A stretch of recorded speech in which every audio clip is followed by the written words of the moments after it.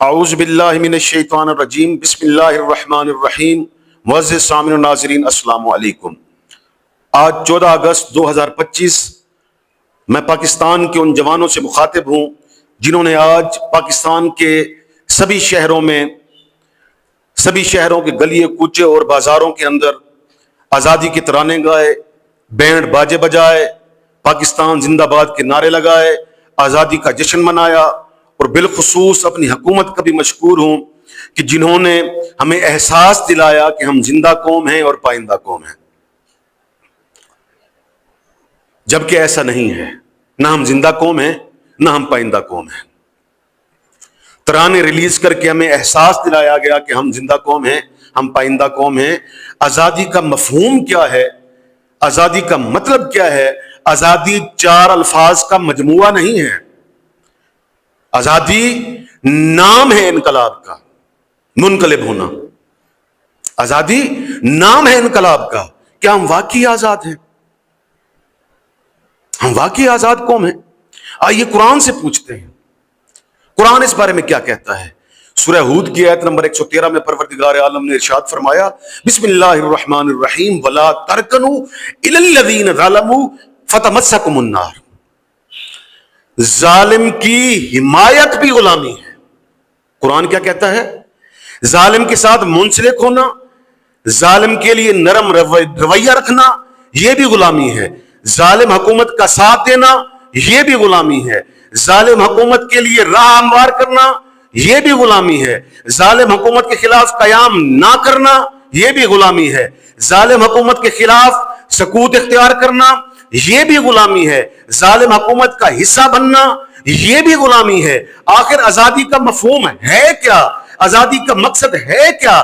آزادی کسے کہتے ہیں؟ تو میں آج آپ کو نوجوانوں بتانا چاہتا ہوں کہ آزادی کا مفہوم یہ ہے کہ ظالم حکومت کے سامنے کھڑے ہو کر ڈٹ کر یہ کہنا کہ لا جا، ہم تجھے نہیں مانتے، لا ہم تجھے نہیں مانتے، اور پروردگار عالم کے سامنے کھڑے ہو کر یہ کہنا الا اللہ، اے میرے مالک ساری حکومتیں تیرے لیے، اے میرے مالک سارے اقتدار تیرے لیے، اے میرے مالک ساری طاقتیں تیرے لیے، اے میرے مالک یہ پوری کائنات تیرے لیے۔ ان اللہ علی کل شیء قدیر، تو ہر چیز پر قدرت رکھنے والا ہے۔ یہ ہے اصل آزادی، یہ ہے آزادی کا مفہوم۔ میرے معزز سامعین، آزادی کا مفہوم کیا ہے؟ آزادی کا مفہوم ہے ظالم جابر حکومت کے سائے سے نکل کر، اس کی غلامی کے سائے سے نکل کر پروردگار عالم کی غلامی اختیار کرنا۔ یہ ہے آزادی کا اصل مفہوم۔ میرے معزز سامعین، آج بھی امیر کائنات امیر المومنین علی ابن ابی طالب علیہ السلام کا ایک انقلابی جملہ، حکمت سے بھرا جملہ آج بھی پوری کائنات کی فضاؤں میں گونج رہا ہے۔ مولا کائنات نہج البلاغہ میں فرماتے ہیں کہ اے انسان لا تکن عبد غیرک، خبردار کسی غلام مت بن، اس لیے کہ اللہ نے تجھے آزاد پیدا کیا ہے۔ یہ ہے مولا علی کا جملہ، کسی کا غلام مت بن، کیوں؟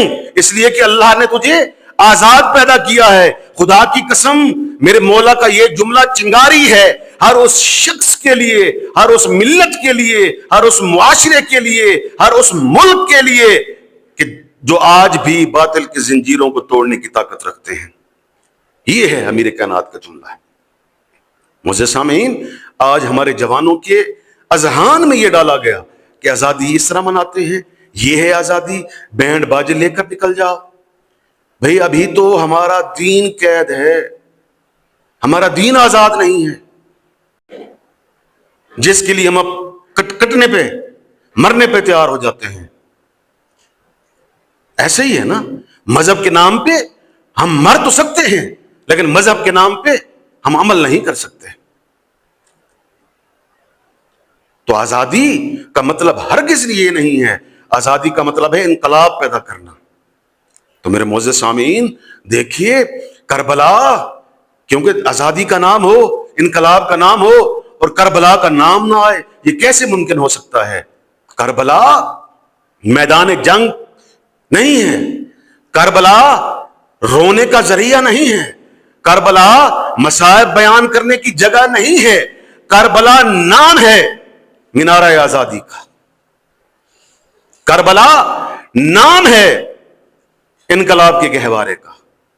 تو میرے معزز سامعین، میرے مولا امام حسین علیہ السلام آخری وقت ہے ان کا، آخری وقت کے اندر ایک جملہ کہتے ہیں، توجہ کیجئے گا۔